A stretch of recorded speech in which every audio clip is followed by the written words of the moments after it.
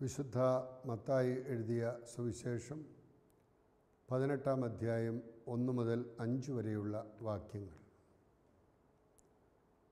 ശിഷ്യന്മാർ യേശുവിനെ സമീപിച്ച് ചോദിച്ചു, സ്വർഗരാജ്യത്തിൽ വലിയവൻ ആരാണ്? യേശു ഒരു ശിശുവിനെ വിളിച്ച് അവരുടെ മധ്യേ നിർത്തിക്കൊണ്ട് അരുളി ചെയ്തു, സത്യമായി ഞാൻ നിങ്ങളോട് പറയുന്നു, നിങ്ങൾ മാനസാന്തരപ്പെട്ട് ശിശുക്കളെപ്പോലെ ആകുന്നില്ലെങ്കിൽ സ്വർഗരാജ്യത്തിൽ പ്രവേശിക്കുകയില്ല. ഈ ശിശുവിനെ പോലെ സ്വയം ചെറുതാകുന്നവനാണ് സ്വർഗരാജ്യത്തിലെ ഏറ്റവും വലിയവൻ. ഇതുപോലുള്ള ഒരു ശിശുവിനെ എൻ്റെ നാമത്തിൽ സ്വീകരിക്കുന്നവൻ എന്നെ സ്വീകരിക്കുന്നു. സ്വർഗരാജ്യത്തിലെ വലിയവൻ ആരാണ്? അതിരുകളും അതിർത്തികളുമുള്ള ഭൂപ്രദേശത്തിൻ്റെ ഉടമകളായി നേതൃത്വമായി പ്രവർത്തിച്ച രാജാക്കന്മാരുടെ രാജവാഴ്ച നിലവിലിരുന്ന ഒരു പശ്ചാത്തലത്തിൽ സ്വർഗരാജ്യത്തെ അതുപോലെയുള്ള അതിരുകളുള്ള അതിർത്തികളുള്ള രാജാവിൻ്റെ ഇഷ്ടം പോലെ പ്രവർത്തിക്കുവാൻ സ്വാതന്ത്ര്യമുള്ള ഒരു രാജ്യമായി കണ്ടുകൊണ്ട് ആ രാജ്യത്തിൽ വലിയവൻ ആരാണ് എന്നുള്ള ഒരു ചോദ്യമാണ് യേശുവിനോട് ചോദിക്കുന്നത്. എന്നാൽ യേശു അതിരുകളില്ലാത്ത അതിർത്തികളില്ലാത്ത ദൈവത്തിൻ്റെ സ്നേഹം തൻ്റെ മക്കൾക്ക് സംലഭ്യമാക്കി കൊടുക്കുവാനും അതുവഴിയായി ഒരു മനുഷ്യനും നശിക്കാതെ എല്ലാവരും രക്ഷ പ്രാപിക്കുന്നതിനാണ് പരമപിതാവ് തന്നെ അയച്ചത് എന്നുള്ള ബോധ്യത്തോടുകൂടി പ്രവർത്തിക്കുന്ന യേശുവിനെയാണ് നാം കാണുന്നത്. യേശു അവരോട് പറയുകയാണ്, സത്യമായി ഞാൻ നിങ്ങളോട് പറയുന്നു, നിങ്ങൾ മാനസാന്തരപ്പെട്ട് വീണ്ടും ശിശുക്കളെപ്പോലെ ആയിത്തീരുക. ശിശുക്കളുടെ പ്രത്യേകത നമുക്കറിയാം. നിഷ്കളങ്കമായ സ്നേഹം, മറ്റുള്ളവരെ ആശ്രയിച്ചുള്ള അവരുടെ ജീവിതം,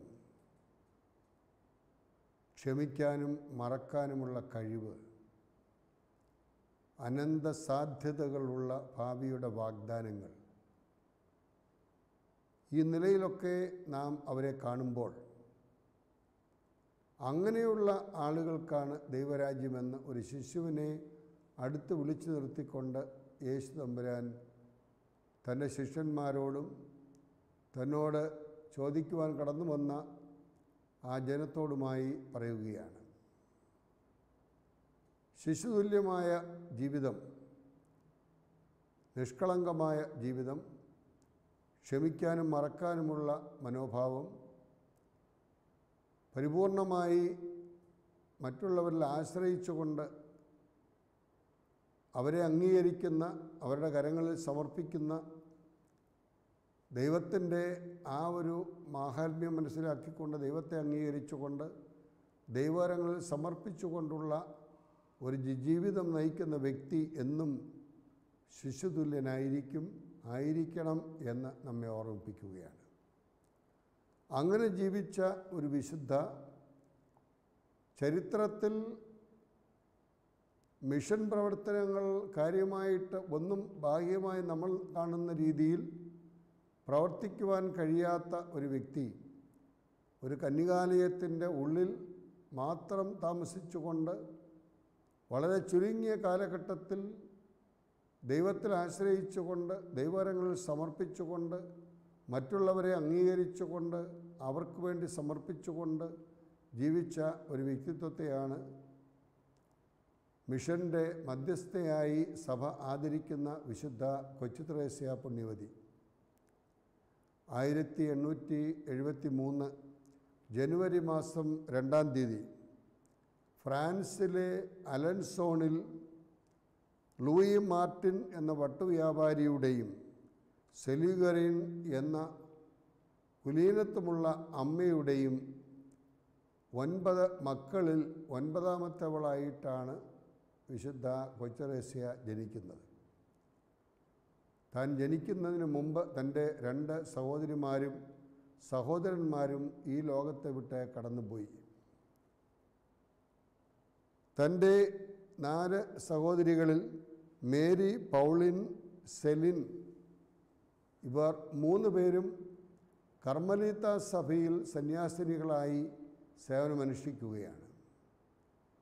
ലിയോണി എന്ന സഹോദരി വിസിറ്റേഷൻ സന്യാസിനി സമൂഹത്തിൽ പ്രവർത്തിക്കുകയാണ്.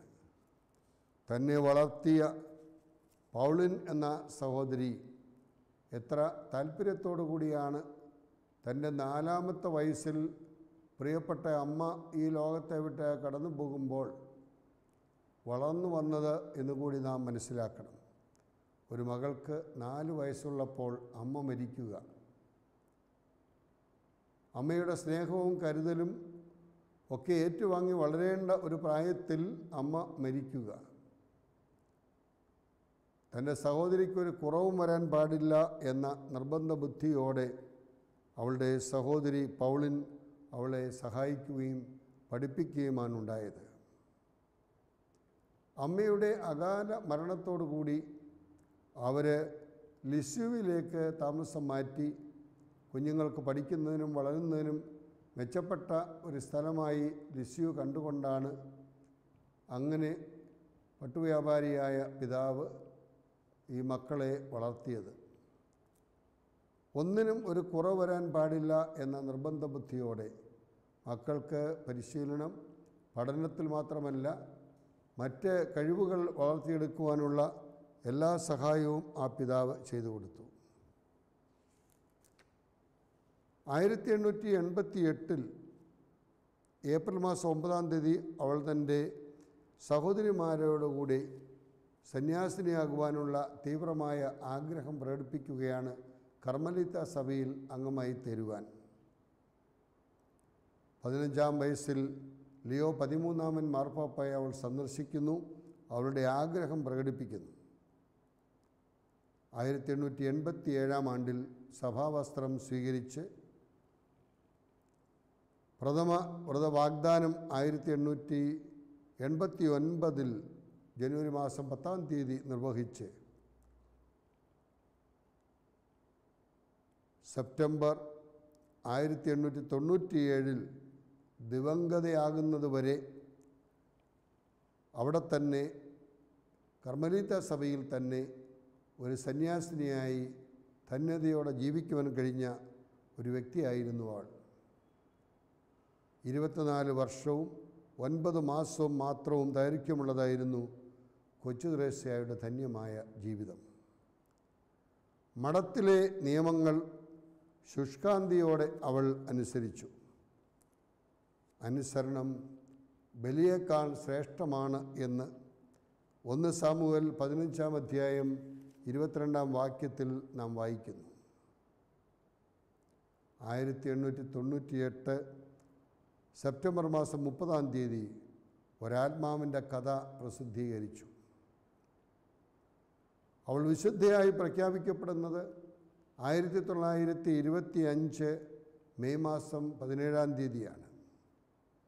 തിരുസഭയുടെ വേദപാരംഗതയായി പ്രഖ്യാപിക്കപ്പെട്ടത് 1997 ഒക്ടോബർ മാസം 19-ാം തീയതിയാണ്. തിരുസഭയുടെ ചരിത്രത്തിലെ 33-ാമത് വേദപാരംഗത ഡോക്ടർ ഓഫ് ദ ചർച്ച് എന്ന് സഭ അവളെ വിശേഷിപ്പിക്കുകയുണ്ടായി. ആധ്യാത്മിക ജീവിതത്തിൻ്റെ വളർച്ചയിൽ വളരെ ആകർഷണീയമായ ഒരാധ്യാത്മിക ജീവിത ശൈലിക്ക് കൊച്ചുത്രേസ്യ തുടക്കം കുറിച്ചു. ലാളിത്യം, പ്രായോഗികത അവളുടെ ജീവിതത്തിലെ സവിശേഷതകളായിരുന്നു. വളരെ ലളിതമായ ഒരു ജീവിതം, വളരെ പ്രായോഗികമായി സമർപ്പണ ജീവിതത്തെ കണ്ടുകൊണ്ട് അതിലൂടെ ദൈവത്തിൻ്റെ അനുഗ്രഹം പ്രാപിച്ചുകൊണ്ട് ദൈവത്തോട് ഐക്യപ്പെട്ടുകൊണ്ട് പ്രാർത്ഥനയിലൂടെ, ധ്യാനത്തിലൂടെ ആ ദൈവികമായ ഐക്യം നേടിയെടുക്കുവാൻ കഴിഞ്ഞതിനാൽ ആധുനിക കാലഘട്ടത്തിൽ വിശ്വാസികളെ ആകർഷിച്ച പ്രധാനപ്പെട്ട 2 വിശുദ്ധരെക്കുറിച്ച് സഭ ഓർമ്മിക്കുന്നത്, ഒന്ന് അസീസിയിലെ പുണ്യവാനായ ഫ്രാൻസിസും മറ്റൊന്ന് കൊച്ചുത്രേസ്യ പുണ്യവതിയുമാണല്ലോ. ആധുനിക കാലഘട്ടത്തിൽ ശ്രദ്ധേയമായ വിശുദ്ധ എന്ന് വിശുദ്ധ പത്രാംപിയൂസ് മാർപ്പാപ്പ കൊച്ചുത്രേസ്യയെ വിശേഷിപ്പിക്കുകയുണ്ടായി. 13-ാം ലിയോ മാർപ്പാപ്പയുടെ പ്രത്യേക അനുവാദത്തോടെ കർമ്മലിത്ത മഠത്തിൽ പ്രവേശിച്ചവൾ 9 വർഷങ്ങൾ നീണ്ട ഹ്രസ്വമായ സന്യാസ ജീവിതത്തിൽ വിവിധങ്ങളായ ശുശ്രൂഷകളിൽ മുഴുകി. ദേവാലയത്തെക്കുറിച്ചുള്ള തീഷ്ണത അവനെ വിഴുങ്ങിക്കളഞ്ഞു എന്ന് യേശുവിനെക്കുറിച്ച് പറയുന്നത് പോലെ ദൈവികമായ കാര്യങ്ങളിൽ ശുശ്രൂഷയ്ക്കാവശ്യമായ സഹായങ്ങൾ ചെയ്തു കൊടുക്കുവാൻ വിശുദ്ധ കൊച്ചുത്രേസ്യ പുണ്യവതി ഏറെ സഹായകയായിട്ടാണ് സാക്രിസ്റ്റൻ എന്നുള്ള നിലയിൽ പ്രവർത്തിച്ചത് എന്ന് നാം കാണുന്നു. ഭക്തിയോടും ശ്രദ്ധയോടും കൂടി അങ്ങനെയുള്ള കാര്യങ്ങൾ കൈകാര്യം ചെയ്യുന്നതിന് അവളെടുത്ത ജാഗ്രത ഏറെ അനുകരണീയമാണ്. ആധ്യാത്മിക വളർച്ചയുടെ ചെറിയ വഴികൾ, ആ ചെറിയ വഴികളിലൂടെ മുമ്പോട്ട് നീങ്ങി കൊച്ചുത്രേസ്യ ക്ഷയരോഗം ബാധിച്ച് 24-ാമത്തെ വയസ്സിൽ മരിക്കുകയാണ്. തൻ്റെ ജീവിതം സഹനത്തിൻ്റെ ഒരനുഭവമായി മാറിയ സാഹചര്യത്തിലും സന്തോഷത്തോടെ അതിനെ സ്വീകരിച്ചുകൊണ്ട് സ്നേഹത്തിൽ തമ്പുരാൻ്റെ അടുത്തേക്ക് എത്തിച്ചേരുവാൻ ആത്മാർത്ഥമായി ആഗ്രഹിക്കുന്ന ഒരു വ്യക്തിയായിട്ടാണ് വിശുദ്ധ കൊച്ചുത്രേസ്യയെ നാം കാണുന്നത്. വിശുദ്ധ കൊച്ചുത്രേസ്യയുടെ ഖബറിടം സ്ഥിതി ചെയ്യുന്ന ഫ്രാൻസിലെ ലിസ്യൂ ബസിലിക്ക തീർത്ഥാടകരുടെ എണ്ണം നോക്കിയാൽ ഫ്രാൻസിൽ 2-ാം സ്ഥാനമാണുള്ളത്. 1-ാം സ്ഥാനം ലൂർദിനാണ്. പരിശുദ്ധ അമ്മ പ്രത്യക്ഷപ്പെട്ട് അനുതാപത്തിൻ്റെ, അനുരഞ്ജനത്തിൻ്റെ, ജപമാല പ്രാർത്ഥനയുടെ ഒക്കെ സന്ദേശം നൽകിയ നിരവധി അനുഗ്രഹങ്ങൾ ജനങ്ങൾ പ്രാപിക്കുന്ന ലൂർദ് 1-ാം സ്ഥാനത്താണ്. എന്നാൽ ലിസ്യൂ അധികം അറിയപ്പെടാതിരുന്ന ആ ഗ്രാമം ഈ നിലയിലേക്ക് ഇന്ന് ഫ്രാൻസിലെ 2-ാമത്തെ തീർത്ഥാടന കേന്ദ്രമായി ഉയർന്നിരിക്കുന്നു എങ്കിൽ നിഷ്കളങ്കതയുടെയും സ്നേഹത്തിൻ്റെയും കരുതലിൻ്റെയും സഹനത്തിൻ്റെതുമായ ഒരു വലിയ സന്ദേശം കൊച്ചുത്രേസ്യ ലോകത്തിന് നൽകുന്നു എന്നുള്ളതാണ്. ലളിതമായി ആരംഭിച്ച പ്രശസ്തി അതിവേഗം ലോകം മുഴുവൻ വ്യാപിക്കുകയാണ്. തൻ്റെ പാപ്പാസ്ഥാന ശുശ്രൂഷയുടെ തിളക്കമുള്ള നക്ഷത്രമായിട്ടാണ് 11-ാം പീയൂസ് മാർപ്പാപ്പ കൊച്ചുത്രേസ്യയെ വിശേഷിപ്പിക്കുന്നത്. സ്റ്റാർ ഓഫ് ഹിസ് പൊന്റിഫിക്കറ്റ് എന്നാണ് പരിശുദ്ധ പിതാവ് 11-ാം പീയൂസ് മാർപ്പാപ്പ കൊച്ചുത്രേസ്യയെ വിശേഷിപ്പിച്ചത്.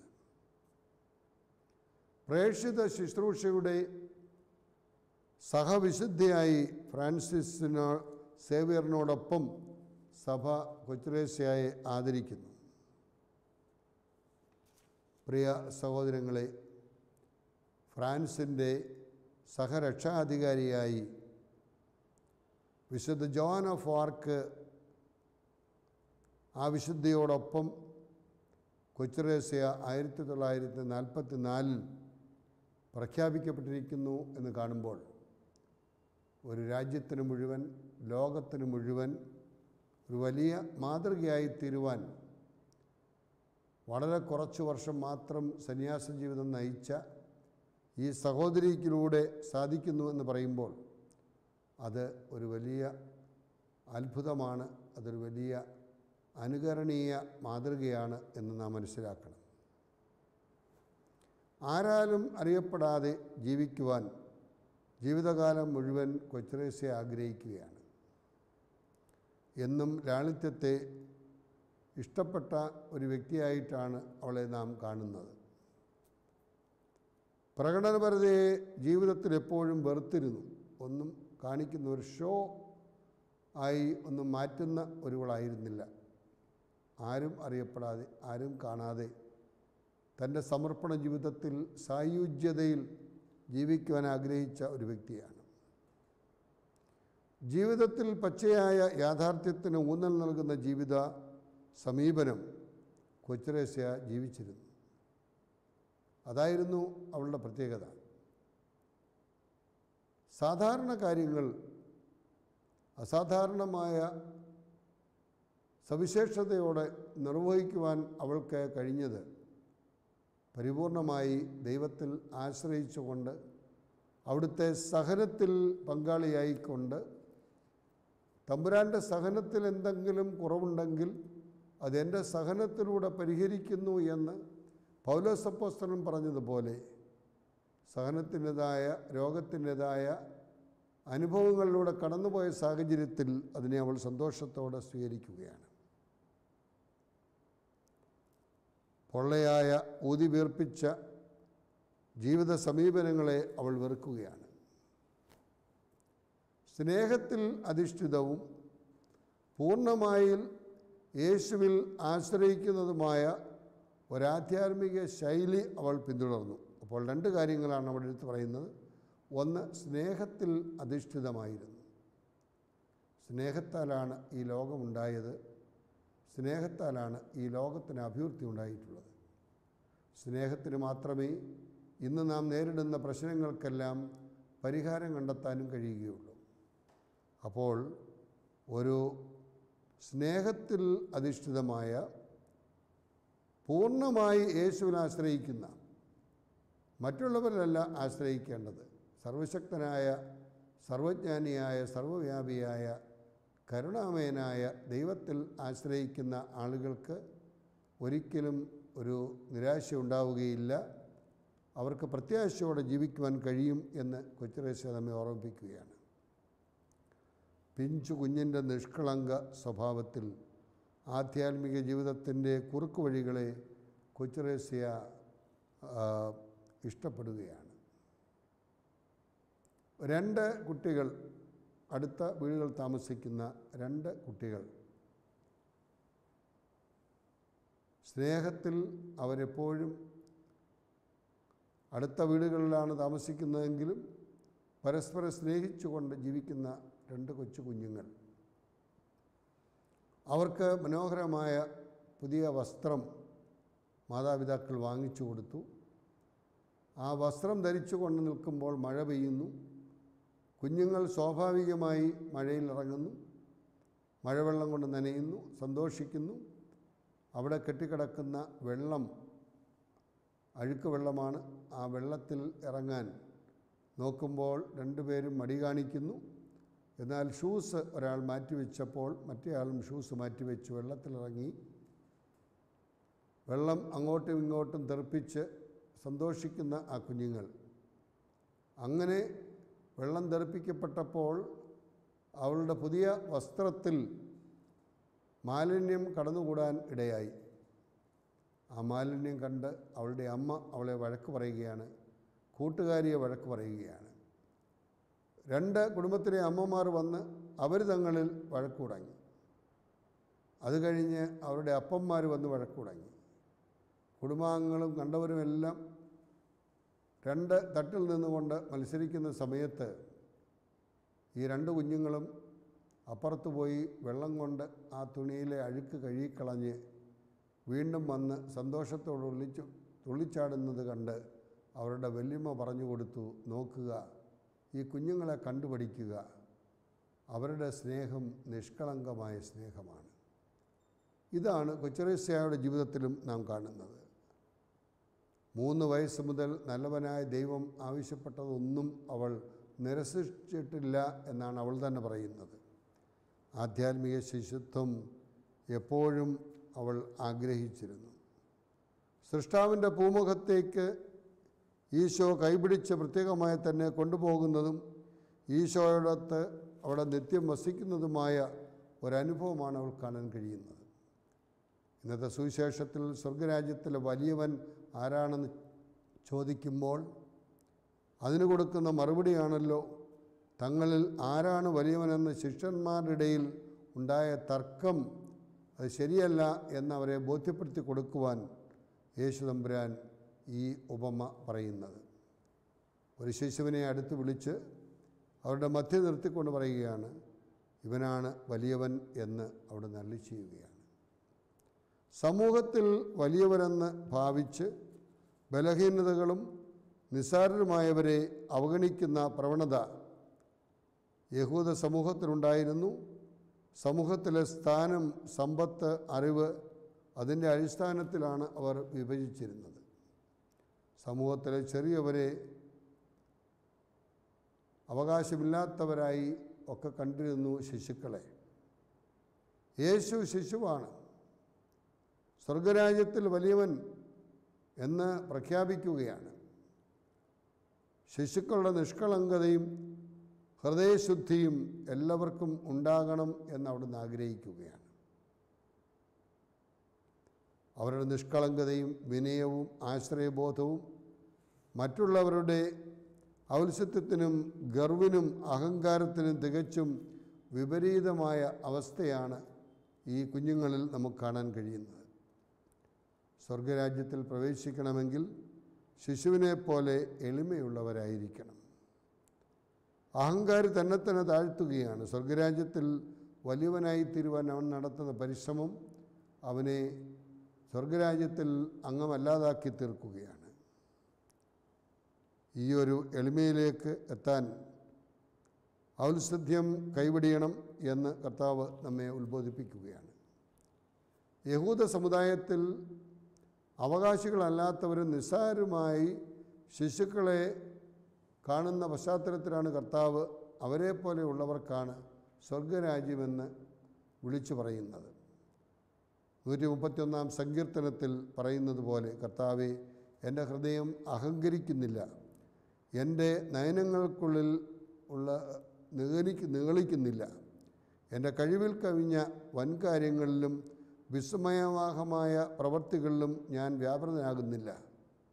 മാതാവിൻ്റെ മടിയിൽ ശാന്തനായി കിടക്കുന്ന ശിശുവിനെ പോലെ ഞാൻ എന്നെ തന്നെ ശാന്തനാക്കി, ശാന്തമായി ഉറങ്ങുന്ന ശിശുവിനെ പോലെയാണ് ഞാൻ എന്ന് പറയുവാൻ സാധിക്കണം.